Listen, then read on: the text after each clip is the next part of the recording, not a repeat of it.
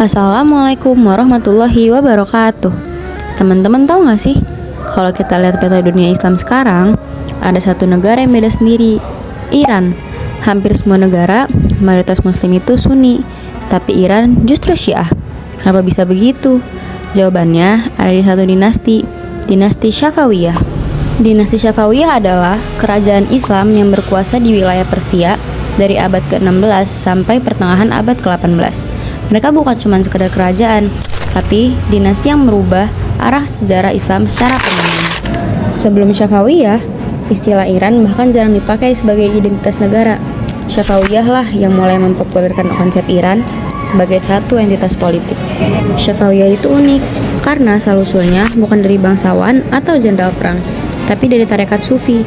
Pendiri spiritualnya adalah Syekh Safi al-Din pada abad 13 sampai 14, seorang guru Sufi di Ardabil.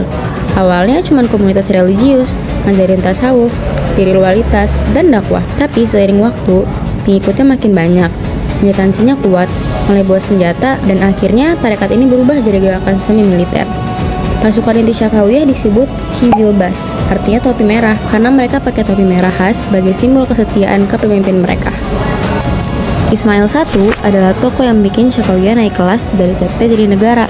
Dia naik tahta umur sekitar 14 tahun sampai 15 tahun. Bayangin, anak SMP tapi dia jadi raja.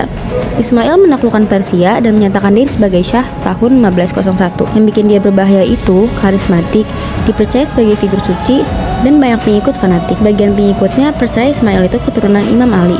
Bahkan ada yang menganggap dia makhluk ilahi. Itu bikin loyalitas ke dia ekstrim banget.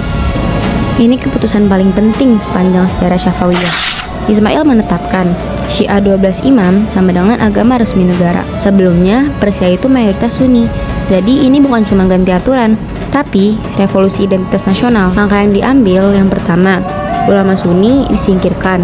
Yang kedua, ulama Syiah didatangkan dari Irak dan Lebanon. Yang ketiga, penduduk dipaksa pindah mazhab. Akibatnya, Persia berubah total jadi Syiah dan muncul permusuhan abadi dengan Ottoman atau Sunni. Sampai hari ini, konflik politik Timur Tengah banyak yang akarnya bisa ditarik ke keputusan Safawiyah hari ini. Puncaknya ada di masa Syah Abbas I pada tahun 1588 sampai 1629. Di era ini, militer dimodernisasikan. Yang pertama ada jalur perdagangan Eropa sampai Asia dikuasai, dan yang kedua ibu kota Isfahan dibangun besar-besaran. Isfahan dijuluki separuh dunia karena saking megah dan majunya. Syah Abbas itu cerdas tapi kejam. Dia membutakan anaknya sendiri karena takut direbut tahta. Oh iya, Safawiyah juga ninggalin jejak budaya besar. Yang pertama ada Masjid Syah di Isfahan. Yang kedua, karpet Persia terkenal sampai sekarang. Yang ketiga, kaligrafi dan lukisan miniatur. Yang penting, Safawiyah bikin kombinasi Islam Syiah dan budaya Persia sama dengan identitas Iran modern. Bahkan, sistem pendidikan agama di Iran sekarang masih sangat dipengaruhi model Safawiyah. Karpet Persia dulu dianggap barang mewah Eropa, dan cuma bangsawan yang bisa punya. Setelah Syah Abbas, kualitas raja jadi turun. Masalah muncul. Yang pertama, ada raja sibuk pesta. Yang kedua, militer melemah. Yang ketiga, korupsi parah. Yang keempat, pemberontakan daerah. Dan yang kelima, akhirnya suku Afgan menyerbu Persia dan Safawiyah tumbang sekitar 1736. Fun fact-nya, raja terakhir Safawiyah bahkan lebih sering mabuk daripada mengurus negara. Jadi, dinasti Safawiyah adalah 1. Dinasti yang mengubah peta keagamaan dunia Islam. 2. Menciptakan Iran sebagai negara Syiah. Dan yang ketiga, meninggalkan budaya, seni, dan identitas nasional yang masih hidup sampai hari ini. Tanpa Safawiyah, Iran mungkin sekarang Sunni, dan Timur Tengah mungkin peta konfliknya beda total. Itulah Safawiyah, bukan cuma kerajaan, tapi titik balik sejarah. Wassalamualaikum warahmatullahi wabarakatuh.